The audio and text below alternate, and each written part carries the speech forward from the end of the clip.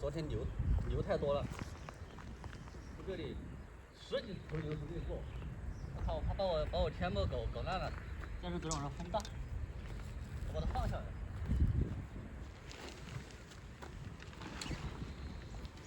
这很快的，那你4只的筋我都没松嘛，我这往上一顶。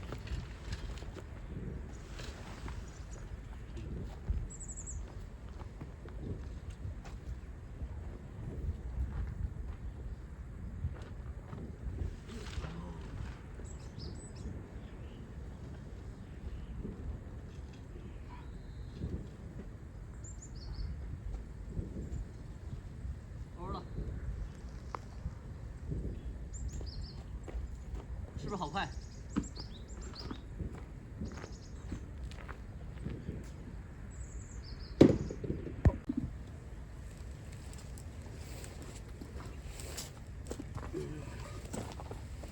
把你这个倒了，好的。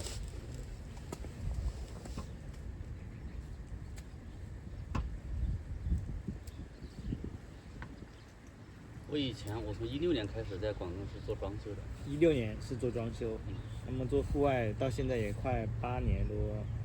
我其实做装修是13年开始，13年我16年自己注册公司，然后那时候其实还是挺挣钱的。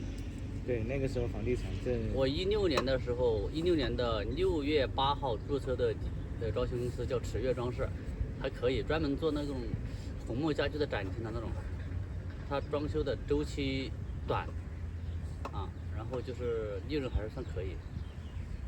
然后一直到2019年，疫情之前。对，口罩事情之前。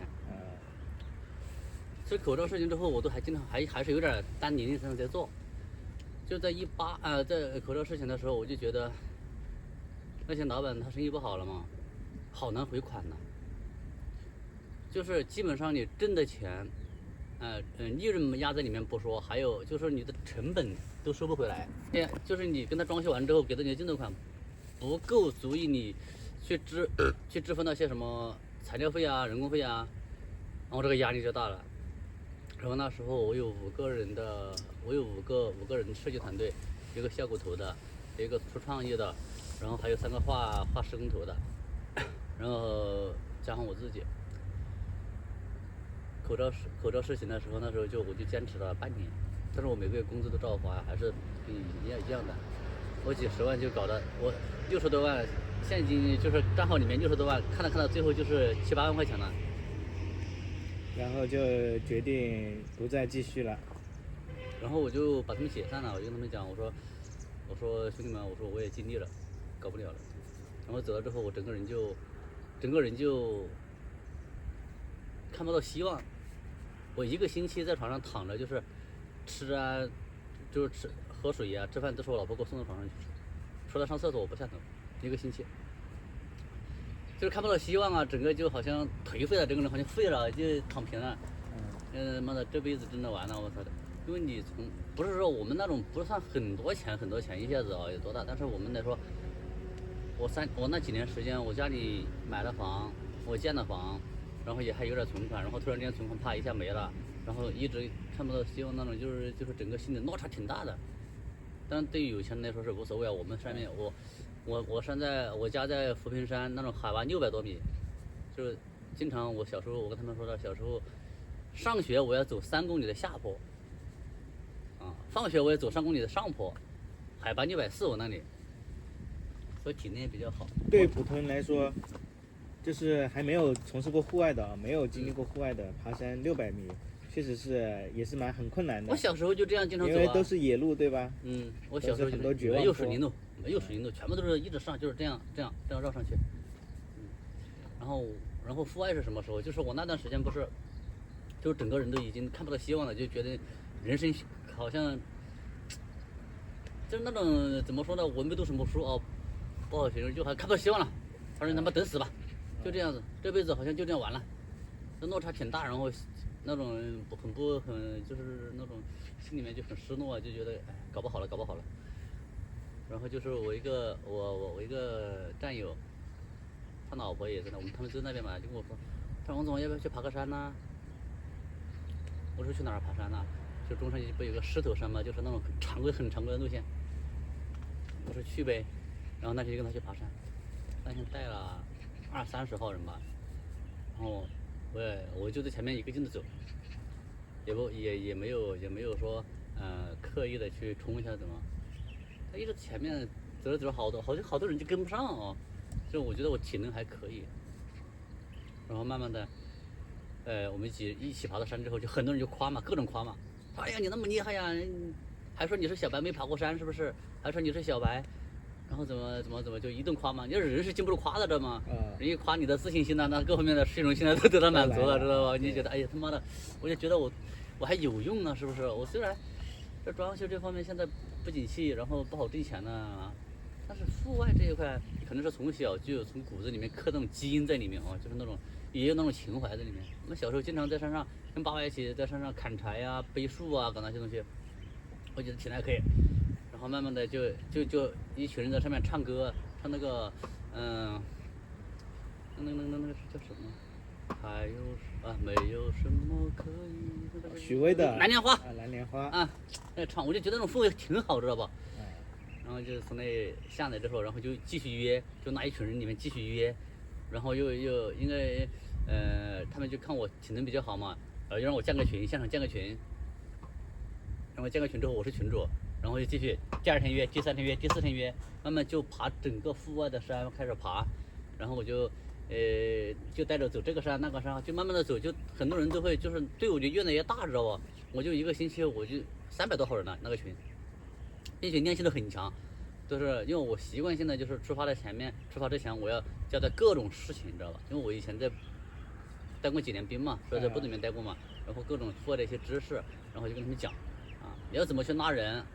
不能说这样子拉，是不是？这样拉很容易手上有汗，很容易滑啊。那要2个手要拉手腕，对方是手腕，然后他松了你还抓住，你松了他还抓住，这样是比较安全的啊。然后你在上坡很陡的地方，你去抓那个树的时候，你要怎么抓？你要用你身体力量的多少力去抓那棵树。那如果你用70%的力放在树上去，那个树一翻，你就抱着那个树根就下去了，是吧？我经常跟他讲这些，然后登山杖怎么去用。他们的我那边就有5个群，最后有5个群全部都满的，就是进我的群都是有要求的，不是说随便能进的。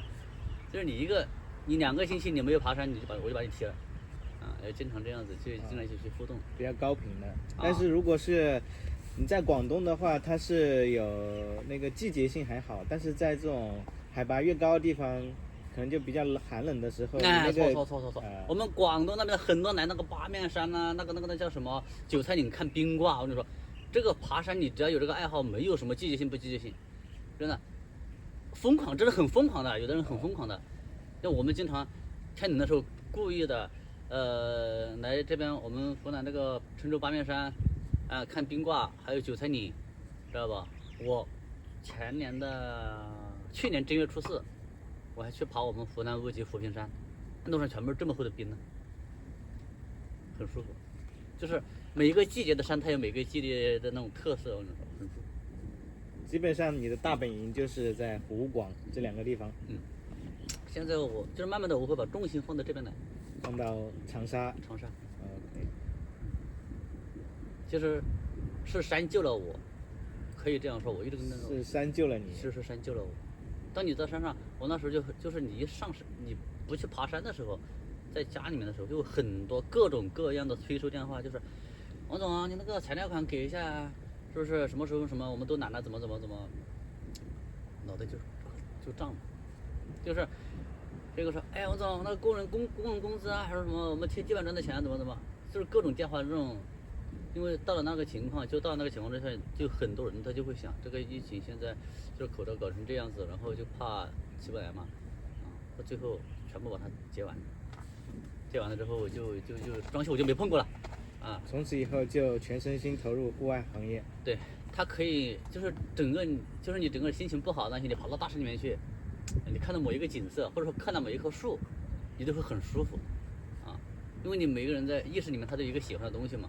有可能你看到这个树不好看，我觉得它好看，是不是？在大自然里面太多东西可以治愈你了，有可能一个瀑布下来，一个石头它像个什么东西，以你的角度去看，它映射出去是什么样的感觉？就是在大山里面，还有就是那段时间也没什么信号，在山里面没什么信号的，这在广东那边很多大山都没信号，就是你进去之后，所有电话打不通。当你出来之后，看到所有电话的时候，你跟他回过去，你能量满满的，在山里面一圈回来，能量满满的，就是你就有那种状态去处理各种事情，烦的那些事情都可以把它处理得很好。是大山救了我，真的是大山救了我。我不是，19年我就参加了我们中山市的那个是市政府下属的那共青团组织的一个救援队，叫中山市应急救援服务总队。我进去的第一个目标，我就说我要进山地搜救队。那些什么水上救援的那些，什么那些，现场管理的，控场那些我都不去，我就要去山野。山地啊。那去山地搜救，我觉得舒服一点。